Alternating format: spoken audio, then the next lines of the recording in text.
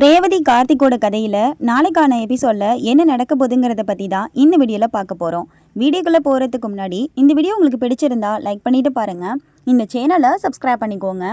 நம்ம கார்த்தி வந்துட்டு என்ன செய்யறாருன்னா, நவீனை வந்துட்டு சாமுண்டீஸ்வரி வீட்டில் மறைச்சு வச்சிருக்காரு. ஆனால் சந்திரா என்ன செய்கிறாங்க, எப்படியாவது அந்த நவீனை கண்டுபிடிச்சி நம்ம போலீஸ்கிட்ட மாட்டி விட்டுறணும் அப்படின்னு சொல்லிட்டு சுற்றிக்கிட்டு இருக்காங்க.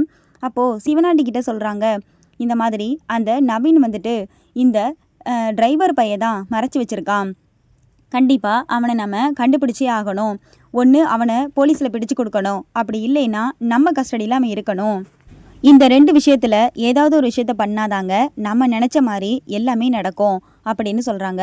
அப்போது சிவனாண்டி சொல்கிறாரு, நீ என்ன சொல்கிற, எப்படி நம்ம வந்துட்டு அவனை கண்டுபிடிக்கிறது அப்படின்னு சொல்லி கேட்குறாங்க. அதை பற்றியெல்லாம் நீங்கள் கவலைப்படாதீங்க, அதை நான் பார்த்துக்கிறேன். நிச்சயமாக என் அக்காக்காரி அவனை கொஞ்சம் கூட நம்ப மாட்டா. ஏன்னா அவளுக்கு பொய் சொல்கிறவங்கள கொஞ்சம் கூட பிடிக்காது. அந்த நவீன் ஏற்கனவே நிறைய பொய் சொல்லியிருக்கான், ஏமாத்தியிருக்கான். அதனால் நவீனை என் அக்காக்காரி கொஞ்சம் கூட ஏற்றுக்க மாட்டா. அதில் எனக்கு முழு நம்பிக்கை இருக்குது. நம்ம நினச்ச மாதிரி மட்டும் இந்த விஷயத்தில் நாம் சரியாக காய் நகர்த்தினோன்னா நம்ம நினச்சது எல்லாமே நடக்குங்க அப்படின்னு சொல்கிறாங்க. சரி சந்திரா, அதுக்கான வேலைகளையெல்லாம் நீ பார்த்துரு அப்படின்னு சொல்கிறாங்க. நீங்கள் ஒன்றும் கவலைப்படாதீங்க, நிச்சயமாக அந்த நவீன் பையலை சீக்கிரமாக நான் பிடிச்சு காமிக்கிறேன் பாருங்க அப்படின்னு சொல்லிட்டு வராங்க. வரும்பொழுது நம்ம துர்காவுக்கு வந்துட்டு கல்யாணத்துக்கு முதல் நாள் நலங்கு ஃபங்க்ஷன் வைக்கணும் அப்படின்னு சொல்லி சாமுண்டீஸ்வரி அந்த நலங்கு ஃபங்க்ஷனுக்கான ஏற்பாடுகள் எல்லாத்தையுமே செய்கிறாங்க. வீட்டில் இருக்க எல்லாருமே ஒரு பக்கம் துர்காவுக்கு கல்யாணம் ஆக போகிறத நினச்சி கவலைப்பட்டுக்கிட்டு இருக்காங்க. ஆனால் சாமுண்டீஸ்வரி மட்டும் துர்காவுக்கு திருமணமாக போகிறத நினச்சி ரொம்ப சந்தோஷப்படுறாங்க. அப்போது நம்ம ரேவதி கேட்குறாங்க, என்ன ராஜா இது, இங்கே நடக்கிறதெல்லாம் பார்க்கும் பொழுது எனக்கு ரொம்ப பயமாக இருக்குது. நம்ம துர்காவோட வாழ்க்கையை நம்ம எப்படி ராஜா காப்பாற்ற போகிறோம் அப்படின்னு சொல்லி கேட்குறாங்க. நீ அதெல்லாம் ஒன்றும் கவலைப்படாத, அதை நான் பார்த்துக்கிறேன் அப்படின்னு சொல்கிறாங்க. இல்லை, கல்யாணத்துக்கு இன்னும் 2 நாள் கூட முழுசாக இல்லை. இந்த நேரத்தில் நம்ம எப்படி அம்மா கிட்ட உண்மைகளையும் சொல்ல முடியாது. நம்ம எப்படி வந்துட்டு என் தங்கச்சியோட வாழ்க்கையை காப்பாற்ற போகிறோன்னு எனக்கு ரொம்ப கஷ்டமாக இருக்குது அப்படின்னு சொல்கிறாங்க. இதோ பாரு ரேவதி, அதை பற்றி நீ கவலைப்படாத. நிச்சயமாக துர்காவை நவீன் கூட சேர்த்து வைப்பேன் நான். அது வந்துட்டு என்னோட பொறுப்பு, நீ என்ன நம்பு அப்படின்னு சொல்கிறாங்க. உன் மேலே எனக்கு நம்பிக்கைலாம் இருக்குது, ஆனால் கொஞ்சம் பயமாக இருக்குது, வேறு ஒன்றும் இல்லை அப்படின்னு சொல்கிறாங்க. அதுக்கெல்லாம் நீ எந்த பயமும் பயப்பட வேண்டிய அவசியமே கிடையாது அப்படின்னு சொல்லிட்டு இருக்காங்க. அப்போது துர்காவுக்கு வந்துட்டு நலங்கு ஃபங்க்ஷன் வைக்கிறதுக்காக எல்லா ஏற்பாடுகளுமே நடந்துக்கிட்டு இருக்கு. சாமுண்டீஸ்வருடைய சொந்தக்காரவங்க, ஃப்ரெண்ட்ஸு எல்லாருமே வந்துட்டு வீட்டுக்கு வர ஆரம்பிக்கிறாங்க. வரும்பொழுது நம்ம துர்கா வந்துட்டு ஒரு இடத்துல இருக்காங்க. அப்போது துர்காவுடைய மனசில் வந்துட்டு ஃபுல் அண்ட் ஃபுல் நவீனை பற்றின நினைப்பு மட்டும்தான் இருக்குது. இந்த பக்கம் நம்ம ராஜாவும் ரேவதியும் எப்படியாவது நவீன துர்காவோட சேர்த்து வைக்கணும் அப்படின்னு சொல்லிட்டு சில திட்டமும் போட்டு வச்சுருக்காங்க. அப்போது நம்ம ரேவதி சொல்கிறாங்க, இதோ பாரு ராஜா, சித்தி வந்துட்டு சும்மா இருக்க மாட்டாங்க. நிச்சயமாக ஏதாவது ஒன்று பண்ணி அந்த இடத்துல வந்துட்டு நம்ம நினச்ச திட்டத்தை எல்லாத்தையும் வந்துட்டு முறியடிச்சு அவங்க ஏதாவது ஒரு திட்டத்தை போடுறதுக்கு வாய்ப்பு இருக்குது. அதனால் நம்ம கொஞ்சம் வந்துட்டு கேர்ஃபுல்லாக இருக்கணும் அப்படின்னு சொல்கிறாங்க. அதெல்லாம் நான் பார்த்துக்கிறேன் ரேவதி அப்படின்னு சொல்கிறாங்க. உடனே ரேவதி வந்துட்டு துர்கா கூட போய் இருக்க சொல்கிறாங்க. துர்கா கூட போயிருக்காங்க. அப்போது என்னாச்சுக்கா, எங்கே போயிட்டாரு மாமா, கண்டிப்பாக நவீனை கூட சேர்த்து வச்சிருவாருல்ல, எனக்கு ரொம்ப கவலையாக இருக்குன்னு சொல்லி கேட்குறாங்க. நீ கவலைப்படாத, ராஜாவை நம்பு. ராஜா ஒரு விஷயத்த சொன்னாருன்னா கண்டிப்பாக அதை நிறைவேற்றுவார், அந்த நம்பிக்கை எனக்கு இருக்குது அப்படின்னு சொல்கிறாங்க. நானும் மாமாவை நம்பிதாக்கா இருக்கேன் அப்படின்னு துர்கா சொல்கிறாங்க. அப்போது நலங்கு ஃபங்க்ஷன் வைக்கிறதுக்கு எல்லாருமே வந்துட்டாங்க. அப்போது துர்காவை வெளியில் கூட்டிகிட்டு வர சொல்கிறாங்க. நம்ம ரேவதியும் ரோகிணியும் போயிட்டு துர்காவை வெளியில் கூட்டிகிட்டு வராங்க. அப்போது நீ ஒன்றும் கவலைப்படாதடி, பார்த்துக்கலாம் வா, கடவுள் நம்ம பக்கம் இருப்பார் அப்படின்னு சொல்லிட்டு கூட்டிகிட்டு வந்து உட்கார வைக்கிறாங்க. அப்போ பெரியவங்க எல்லாரும் வந்துட்டு ஃபர்ஸ்ட்டு நலங்கு வைக்கிறதுக்காக வராங்க. ஒரு ஆளாக வந்துட்டு நலங்கு வச்சுட்டு போகிறாங்க. அப்போது நம்ம துர்கா வந்துட்டு சந்தோஷமாக உட்காந்துருக்காங்க. நம்ம சந்திரா நினைக்கிறாங்க, இந்த வீட்டில் நிறையா விஷயங்கள் நடந்துக்கிட்டு இருக்கு நமக்கு தெரியாமல், அது எல்லாத்தையும் முதல்ல நம்ம கண்டுபிடிக்கணும். கண்டுபிடிச்சி இந்த கல்யாணத்தில் வந்துட்டு சாமுண்டீஸ்வரியை நம்ம அசிங்கப்படுத்தணும் அப்படின்னு ரொம்பவே கேவலமாக நினச்சிட்டு இருக்காங்க. தன்னுடைய சொந்த அக்காவையே வந்துட்டு விரோதியாக நினைக்கிற ஒரு தங்கச்சா தான் சந்திரா இருக்காங்க. ஸோ என்ன நடந்துச்சுன்னு பார்த்தீங்கன்னா, எல்லோரும் நலங்கு வச்சுட்டு போகிறாங்க. அப்போது நவீன் வந்துட்டு நலங்கு வைக்கிற மாதிரி நம்ம துர்கா வந்துட்டு கற்பனையில் யோசிச்சு பார்க்குறாங்க. அப்போது நம்ம ரேவதி வந்துட்டு என்னாச்சு துர்கா அப்படின்னு சொல்லி கேட்குறாங்க. இல்லைக்கா ஒன்றும் இல்லை அப்படின்னு சொல்லி சமாளிக்கிறாங்க. அப்போ உடனே என்ன செய்கிறாங்கன்னா, சரிக்கா அதான் ஃபங்க்ஷன் முடிஞ்சிட்டில்ல, நான் ரூமுக்கு போட்டாமா அப்படின்னு சொல்லி கேட்குறாங்க. சாமுண்டீஸ்வரி வந்துட்டு சரிம்மா நீ போயிட்டு ரெஸ்ட் எடுத்துக்கோ அப்படின்னு சொல்கிறாங்க. உடனே துர்கா வந்துட்டு நேராக ரூமுக்கு தான் போகிறாங்க. ரூமுக்கு போன பிறகு என்ன செய்கிறாங்கன்னா, துர்கா வந்துட்டு நவீன் கிட்ட போய் பேசுகிறாங்க. நவீன் அப்படின்னு சொல்லி கூப்பிடுறாங்க. சொல்லு துர்கா வந்துட்டியா அப்படின்னு சொல்லி கேட்க, அப்படின்னு சொல்கிறாங்க. எல்லாரும் நலங்கு வச்சாங்க அப்படின்னு சொல்கிறாங்க. நல்லபடியாக முடிஞ்சிச்சா, உனக்கு சந்தோஷம் தானே அப்படின்னு சொல்லி கேட்குறாங்க. இல்லை, எத்தனை பேர் நலங்கு வச்சாலும் எனக்கு நீ நலங்கு வைக்கலல்ல, அதனால எனக்கு இன்னும் சந்தோஷம் இல்லை.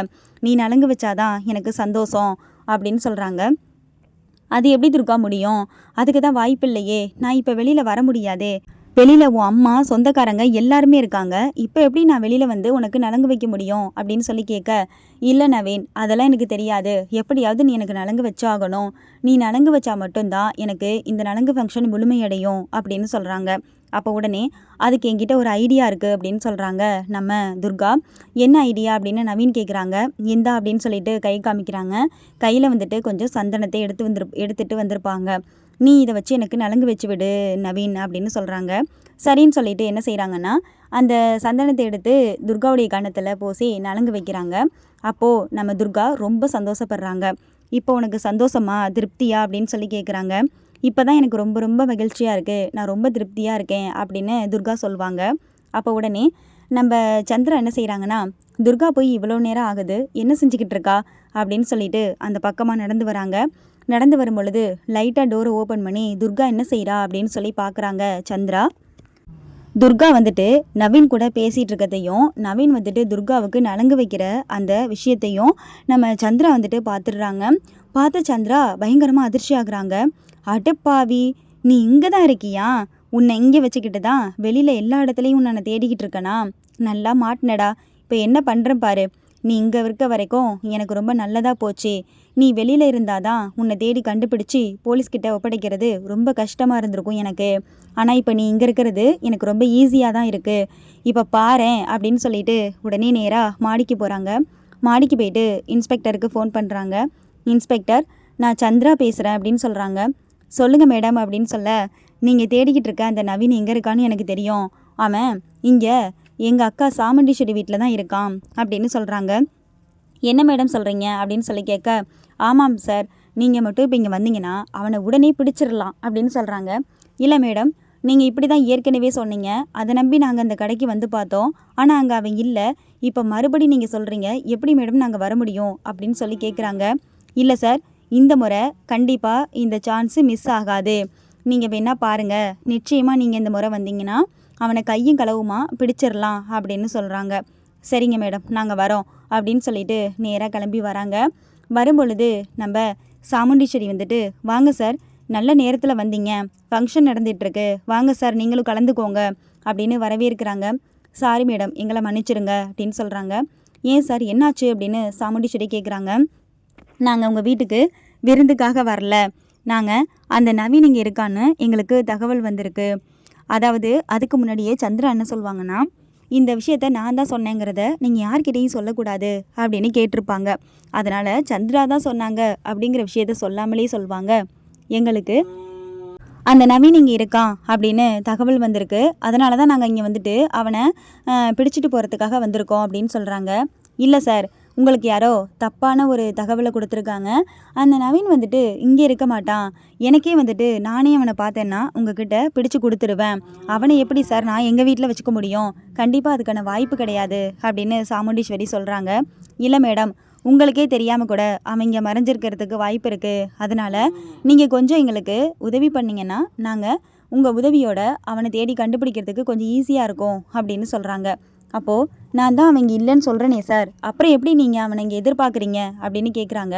இல்லை மேடம், எங்களுக்கு இன்ஃபர்மேஷன் வந்திருக்கு, அதனால் நாங்கள் சோதனை பண்ணி பார்க்கணும் அப்படின்னு சொல்கிறாங்க. அப்போ உடனே என்ன செய்கிறாங்கன்னா, சரி நீங்கள் சீக்கிரமாக பார்த்துட்டு கிளம்புங்க, இங்கே ஃபங்க்ஷன் நடக்கிற இடம், சொந்தக்காரங்க எல்லோரும் வந்துக்கிட்டு இருக்காங்க, அவங்களுக்கெல்லாம் எந்த பாதிப்பும் வரக்கூடாது அப்படின்னு சொல்கிறாங்க. இல்லை மேடம், அவங்களுக்கெல்லாம் எந்த பாதிப்பும் வராது அப்படின்னு சொல்லிட்டு இன்ஸ்பெக்டர் எல்லாம் ஒரு இடத்துலையும் போய் தேடுங்க அப்படின்னு சொல்கிறாங்க. எல்லாரும் போயிட்டு ஒரு இடமா தேடி பார்த்துக்கிட்டு இருக்காங்க.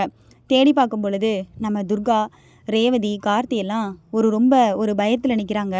ஐயையோ, என்ன இதெல்லாம் இந்த சித்தியோட வேலையாக தான் இருக்கும் அப்படின்னு ரேவதி மட்டும் கணிச்சிட்டாங்க கண்டிப்பாக. இந்த சித்தி ஏன் இப்படி பண்ணுறாங்க? நவீன் இங்கே இருக்கிறத பார்த்துருப்பாங்க போல இருக்கு. அதனால தான் வந்துட்டு போலீஸுக்கு தகவல் கொடுத்துருக்காங்க. இப்போ எப்படி ராஜா நம்ம நவீனை காப்பாற்றுறது அப்படின்னு சொல்லி கேட்குறாங்க. அப்போ நம்ம கார்த்தி சொல்கிறாரு, அதான் ரேவதி எனக்கு ஒன்றும் புரியல. திடீர்னு வந்துட்டாங்க.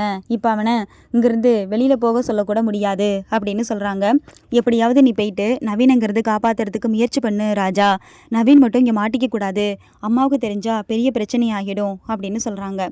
சரின்னு சொல்லிட்டு கார்த்திக் போயிட்டு முயற்சி பண்ணி பார்க்குறாரு. ஆனால் கார்த்திகோட முயற்சி வந்துட்டு இந்த வாட்டி தோல்வியில் தான் அடையுது.